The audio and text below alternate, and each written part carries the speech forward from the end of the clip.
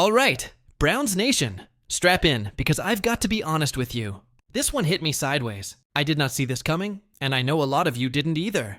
The Cleveland Browns just pulled off a move that shocked literally everyone.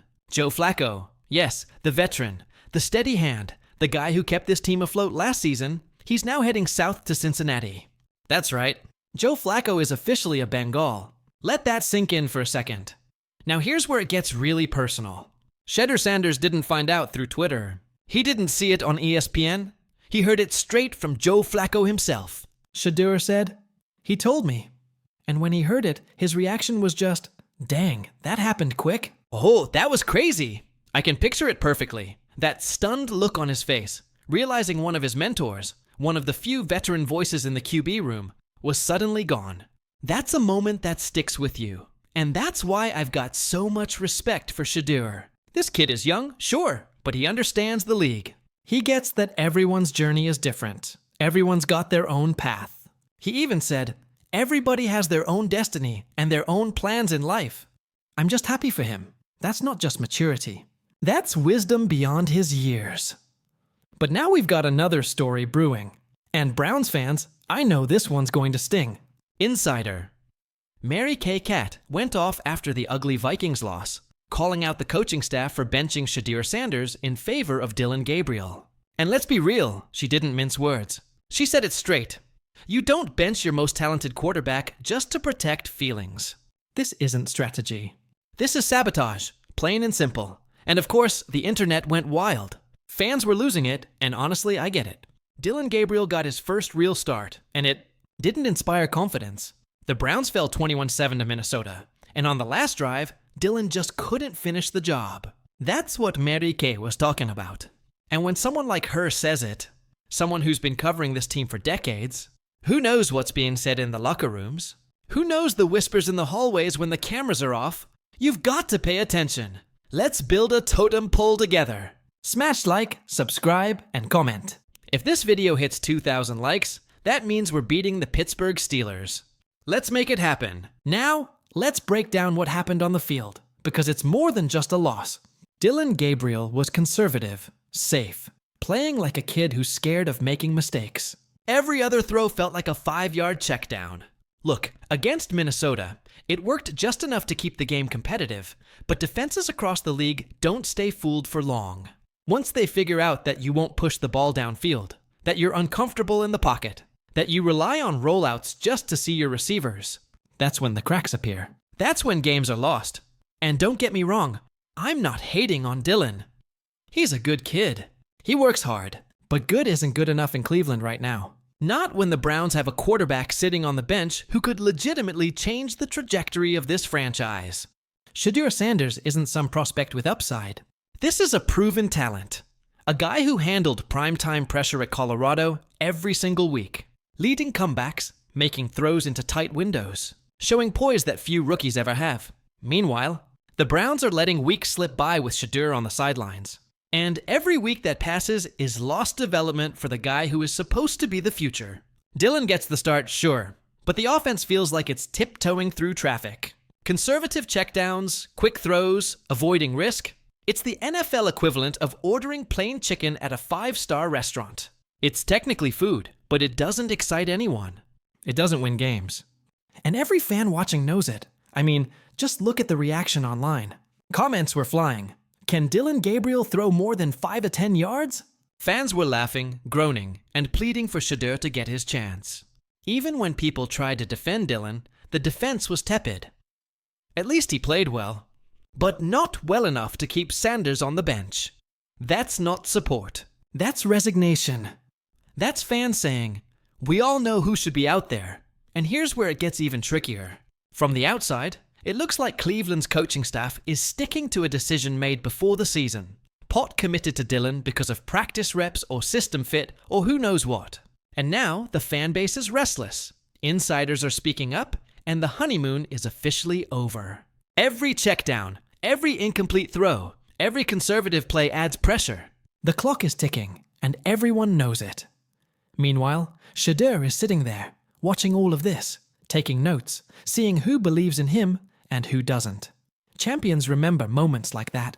They remember being doubted, being kept on the sidelines, and when their opportunity comes, when it comes, they show the world exactly who they are. So here's my take. Cleveland gives Dillon 1, maybe 2 more starts. If the same issues show up, conservative play, checkdowns, inability to take over games, they're going to make the switch. They have no choice. And when SHEDEUR finally gets his shot, that's when things get really interesting. Because he's not coming in to manage games. He's coming in to show why he was the most pro-ready quarterback in his draft class. To elevate everyone around him. To be the face of the franchise. Fans, insiders, and even the national media know it.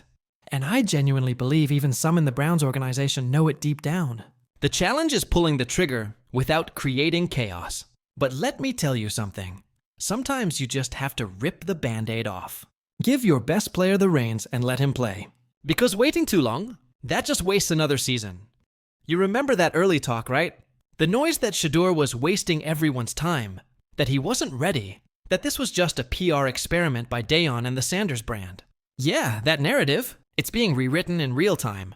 Because now, for the first time, it genuinely feels like the Browns are clearing the path for SHEDEUR Sanders to step into something major.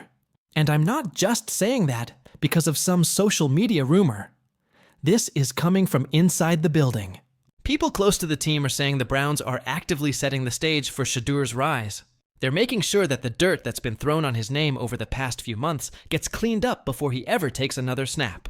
That's not coincidence. That's strategy. Now, here's where it gets really interesting. We're hearing that the Browns are not just preparing him quietly behind the scenes. They're actually trying to control the story around him. The team is tired of seeing every SHEDEUR headline turn into a social media war between fans, critics, and analysts. So this time, they're getting ahead of it. They want to show fans that they believe in him, that they're invested, and that his time is coming. And you can feel it. This isn't Deion pulling strings from the outside. This is Cleveland making moves internally. The front office, from Jimmy Haslam down, wants to take charge of SHEDEUR's image before the fan base fractures. They're saying he's not being held back anymore. We're just getting ready. Meanwhile, Dillon Gabriel's stock is sliding. It's not falling off a cliff yet, but the cracks are showing.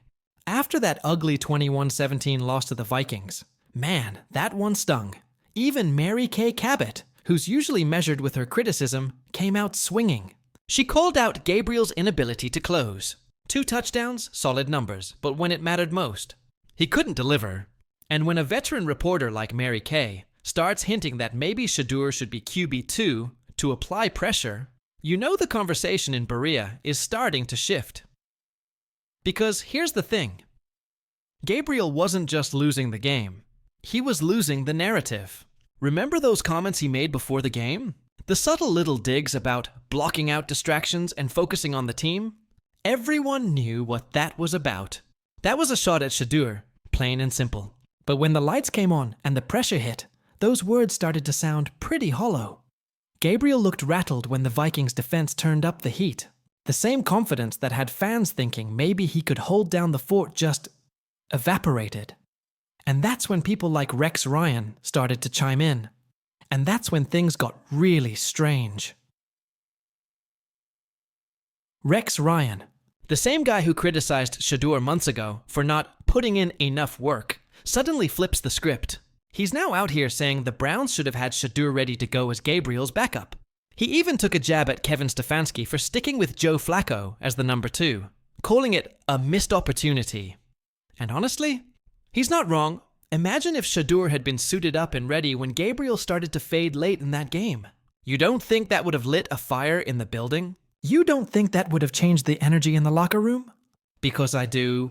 That would have sent a message, not just to Gabriel, but to the whole franchise, that the Browns are ready for the next chapter. And make no mistake, this isn't random chatter. The tone coming from Cleveland right now feels deliberate. This whole thing, from the insider leaks to the media's sudden turn, it all looks like part of a coordinated push to reshape how the public views SHEDEUR Sanders. Jimmy Haslam even said before the season that both rookies would play this year. At the time, it sounded like a nice little PR soundbite. Now, it's starting to look like a blueprint. The Browns are setting up the conditions, politically, strategically, and emotionally, for SHEDEUR's debut. They're rebranding him from the distraction to the future. They're shifting the focus away from what he's not to what he could be. And they're doing it at the perfect time, right as the current starter starts to wobble under pressure. For SHEDEUR, this is huge. He's been patient, he's been quiet, and he's been grinding. And now, the team is finally preparing to hand him the keys. Or at least open the garage door a little. They're making sure that when he steps on that field, the moment doesn't feel forced. It feels earned. You can tell this is bigger than just one game or one season.